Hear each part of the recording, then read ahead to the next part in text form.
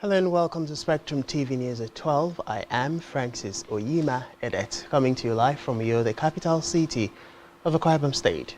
Let's take a look at the headlines. Federal government approved 25,000 peculiar allowance for doctors. INEC seeks voter registration centers and IDP camps. Plus, Kiev reportedly claims success as southern fighting intensifies. We will bring you details of these stories and more in a moment.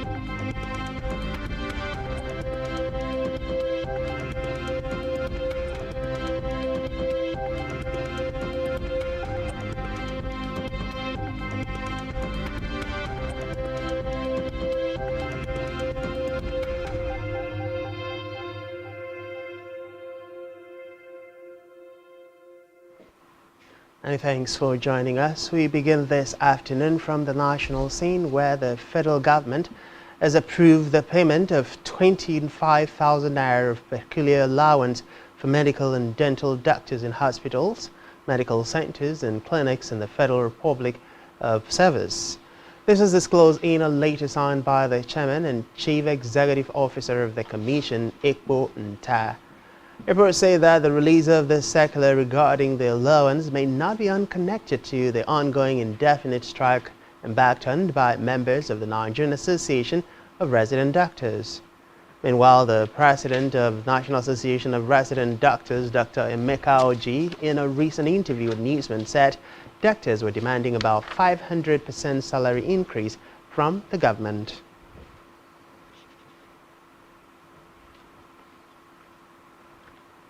Meanwhile, the federal government has ordered federal ministries, departments, agencies and parastatals, MDAs, among others, to commence the implementation of the new Public Service Rules, PSR, with immediate effect. Reports say the Public Service Rules contain guidelines on the code and conduct of civil servants and disciplinary measures, among others. Speaking at the State House during the unveiling of the newly revised PSR, the head of Civil Service of the Federation, Dr. Falashade Yamie-Sang, said the newly revised public service rules were revised before the end of former President Muhammadu Buhari's administration and in line with the renewed hope agenda of President Bola Tinubu. The Commission expects the MDAs to begin the implementation. Also speaking on the digitalization agenda of the civil service, Yamie-Sang said extensive work was carried out to put the required mechanisms in place for a smooth transition from physical handling of tax to electronic means. We move to the Green Chambers, where the Speaker of the House of Representatives, Tajuddin Abbas, has unveiled the chairman and deputy chairman of the various standing committees. Abbas announced the former Deputy Speaker of the House, Idris Wase, as Chairman, Committee on Federal Character, while former Chairman, Committee on Appropriation, Mukhtar Batara, emerged Chairman, Committee on the Federal Capital Territory. Also, the former House Leader Al-Hassan Ado Dogua was appointed the Chairman of the House Committee on Petroleum Resources Upstream. Yusuf Gatki and Soda Soli, who headed the Committees on Navy and Water Resources respectively in the Ninth Assembly, retained the same committees, among others. Separation of powers does not mean separation of government. We are one and the same government with sole purpose of providing services to the good people of this nation. We remain committed to a harmonious working relationship with the executive in order to deliver on the mandate of the people. However, we will not fail to bring full legislative powers to bear on recalcitrant NDAs. Appropriation Committee We have Honorable Abubakar Bichi as the chairman. Honorable Idu Igarwe, PDP Ebonyi, as On electoral matters, the Independent National Electoral Commission (INEC) has advocated the setting up of voter registration centers at the internally displaced persons (IDPs) camps and host communities. According to the Commission, the registration centers would allow the IDPs to exercise their franchise without undue burdens. The National Commissioner and Chairman, Outreach and Partnership Committee (INEC), Professor Kunle Ajayi, met this noon in Abuja at a training of IDP coordinators on 2022 regulations and framework for voting by the IDPs. Ajayi, who was represented by a committee member of the framework for voting by IDPs, Dorothy Bello, noted that the plight of IDPs was an issue of great concern as they often endure immense hardships and face multiple challenges daily. Back here, Akwa State Governor Pastor Omoino yesterday led top government functionaries to the formal launching of his administration's blueprint, the RISE agenda, with a call for reorientation among government functionaries, youths and entire citizenry for its optimal implementation. Speaking at the RISE agenda formal lunch ceremony at the Ibom Icon Hotel and Golf Resort, the governor said the new governance roadmap comes with a lot of deviation from the normal to ensure delivery of its dividends to the people. Her correspondent completes the report. Akwa Ibom State Governor Pastor Moino has officially launched the RISE agenda with a reassurance of adopting the recommended strategies in the implementation of all the goals packaged in the agenda document for the good of the people and development of the state. The agenda focuses on agricultural revolution, tourism and environmental management, rural development, women and youth empowerment, infrastructural maintenance and advancement, security management, quality health sector management and education, economic, industrial and social advancement. Speaking during the event held at the Ibom Icon Hotel and Golf Resort, the governor announced his decision to make the committees of resource persons who work during the policy summit as standing committees that will work with members of the State Executive Council in the implementation of the RISE agenda. He used the occasion to announce his plans to set up a project monitoring and technical review committee and to ensure that all contracts pass through the committee for the purposes of due process and accountability. This conference is a good demonstration of the fact that we can work together as a people and we can bring our thoughts and our aspirations to the table to serve Akwa Ibom people. And please, I call on you once again that we consider that God has spoken and God will speak once and twice have I heard that power belongs to God. We are committed to implementing the roadmap we have set out for ourselves. They are quite ambitious, but we know that with all of your support and our attitudinal change, like we've heard this morning, we will succeed. While urging the youths to key into his agricultural revolution to create jobs for themselves, the governor reiterated his determination to equipping the youth with the necessary skills to enable them compete favorably with their counterparts. Earlier in her opening remarks, the State Deputy Governor and Chairman of the Ibom Dialogue Planning Committee, Dr. Akone Yarinye, had commended the governor for the successful hosting of the program and assured that the RISE agenda will serve as a guide for the development of the state. Your Excellency, I want to start by appreciating you for standing out to prove that you are indeed a great leader and that God brought you for a time like this to serve Akwa Ibom people. As a great leader, Your Excellency, you followed the instructions in the book of Habakkuk that when you have a vision, you should write it down and make it plain. During your electioneering campaign, you had a dream, you had a vision, and you did not just allow it stay in you, you wrote it down. Again, to make it plain, you didn't keep it to yourself to say, it's mine. After all, I'm the leader. Let me run with it.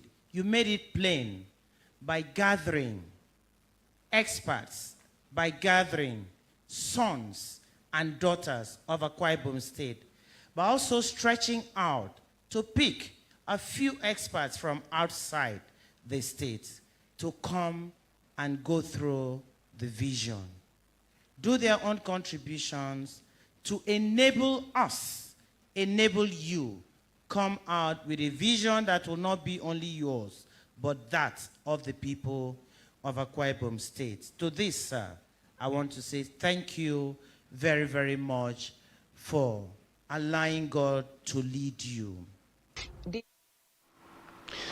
In the meantime, Akwa Ibom State Governor Pastor Omono also administered oath of office to 23 commissioners and 1 special advisor. Speaking during the event held at the State Banquet Hall, Government House Zio, the governor charged them on effective service delivery. A correspondent has the details. The campaign. Akwa Ibom State Governor Pastor Omono has sworn in 23 commissioners and 1 special advisor into the State Executive Council. Speaking during the swearing-in ceremony at the State Banquet Hall, Government House Zio, the governor explained that they were selected following their roles and contributions during the campaign, which led to his victory at the last election. While describing the commissioners as trusted hands, he urged them to bring their wealth of experience to bear by working for the growth and development of the state through their various ministries and by the interpretation of his Arise agenda. We were together as all another local government. A lot of you took bullets for me. A lot of you stood up for me where no one believed I will ever emerge. A lot of you spent several nights strategizing for me, and my conscience will not allow me throw you away. And this is a testimony to the fact that when people stand by me, I will stand by them also. Therefore, it is only fitting we bring back tested hands with the right experience who understand the system to join us and work for the continuation of peace, growth, and transformation of our state in line with our RISE agenda and the roadmap they will soon be presented with. Today, as honorable commissioners and special advisor, you have a well-distilled and condensed roadmap to guide you in the execution of the responsibilities of your office. You may be old blood, but what you now have is a new template of execution and implementation. The governor used the occasion to announce the creation of the Ministry of Internal Security and Waterways to coordinate the activities of security in the state, as well as crowd control operations at government functions. In Uyo, Jane Uwa, Spectrum Television News. We move now to Africa, where the United Nations UN says it has suspended its humanitarian operations in Niger after soldiers announced the overthrow of the country's elected president. It says more than 4 million people in the country are currently in need of humanitarian assistance. The UN Secretary General Antonio Guterres further demanded the immediate and unconditional release of Niger's President Mohamed Bazoum, who is reportedly held captive by military officers. Meanwhile, the French Foreign Minister Catherine Colonna said President Bazoum spoke to President Emmanuel Macron early today, telling him that he was reachable and in good health. Still in Africa, the Democratic Republic of Congo has reportedly accused Rwandan soldiers of tolerable provocation. It added that the Rwandan soldiers had been forced back across the border. On the foreign scene, now Ukraine's military says it has had success on one of the front lines in southeast Ukraine, as Western officials talk of major throws taking place. In a video by President Zelensky, Ukrainian troops said they had taken the village of Staromaski. The army noted that the village, which is 150 kilometers east of the city of Zaporizhia, was liberated under dense artillery fire and airstrikes.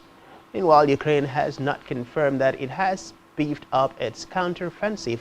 The Russian President Vladimir Putin said Ukraine's attacks have significantly intensified.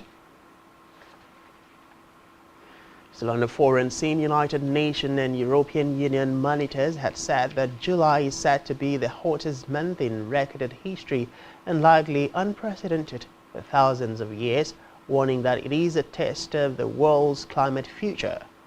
Reports say searing heat intensified by global warming has baked parts of Europe, Asia and North America this month, combining with wildfire that have scorched across Canada and parts of southern Europe.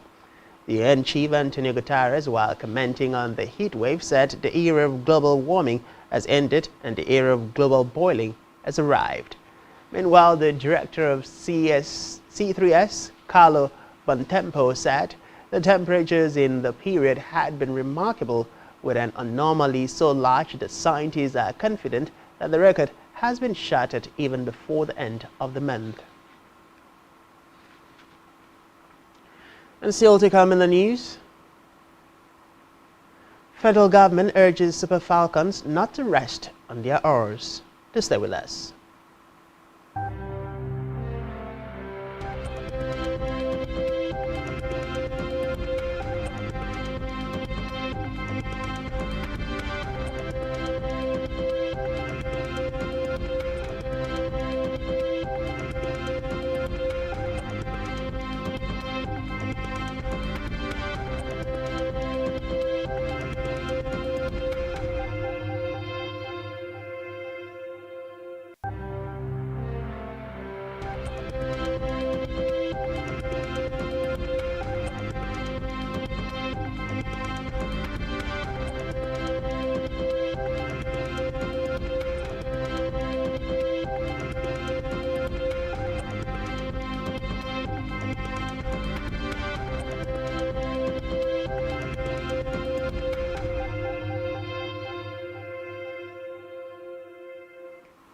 Many thanks for staying with us, and now to the rest of our news stories.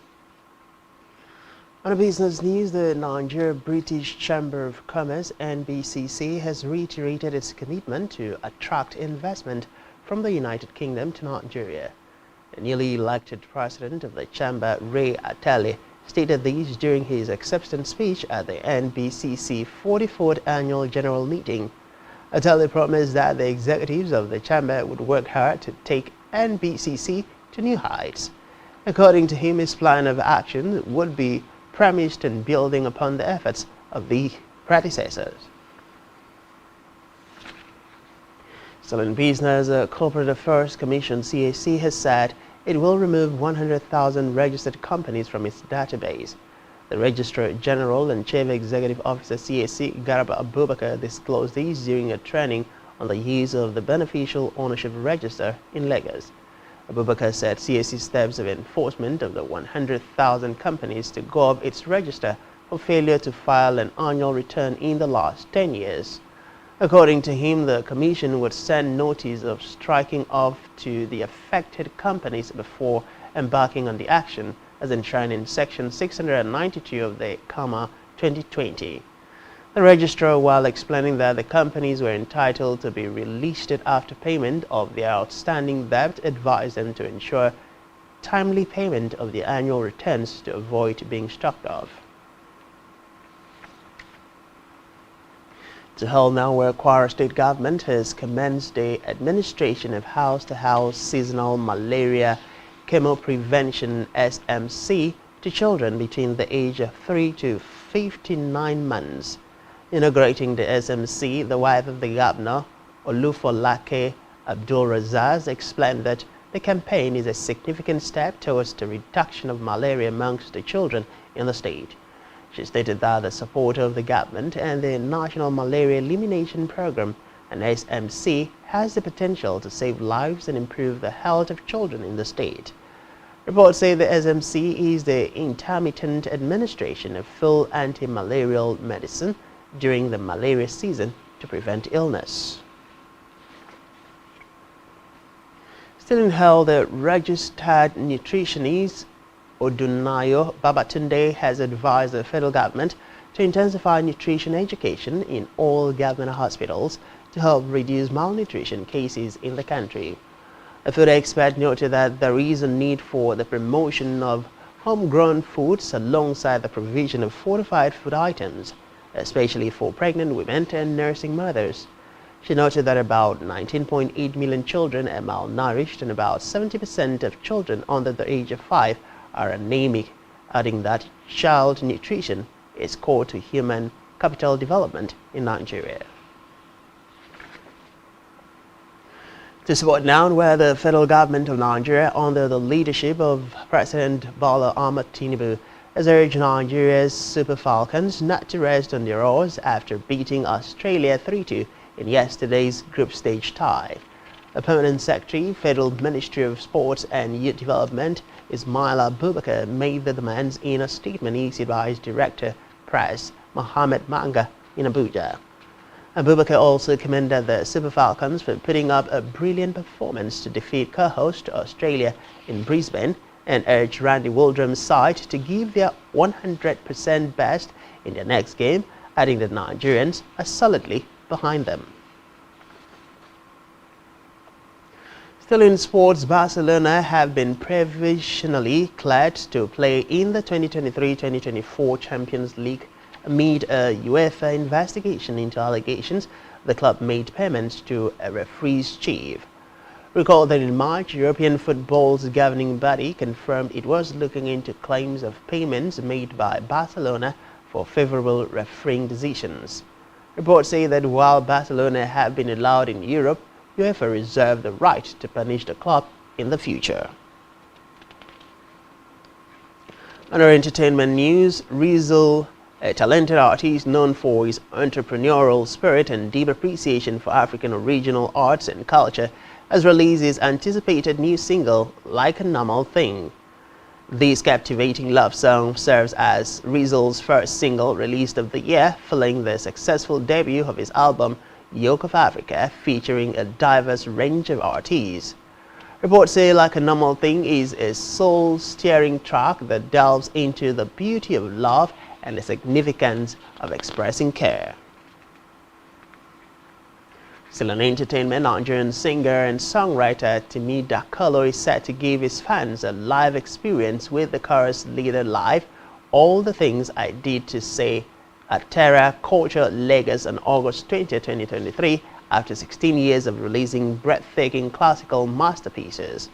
Reports say the chorus leader live, All I Did Not Say, will be a novel concert filled with storytelling, humor, and will pay homage to the moses that fueled the evolution of Dakolo becoming the chorus leader who found his art, stuck with it, and built a legacy for his type of music, which is allegedly unconventional in the Nigerian music industry. As the famous chorus leader of evergreen and award-winning melodies, the concert will be reported where Dakolo expresses. And that's all we have for you at this time. Do ensure to follow us on social media and subscribe to our YouTube channel, all of which you can find on our website, spectrumtv.ng. You've been watching Spectrum TV News at 12. I am Francis Oyema. Many thanks for being there, and do enjoy the rest of your day.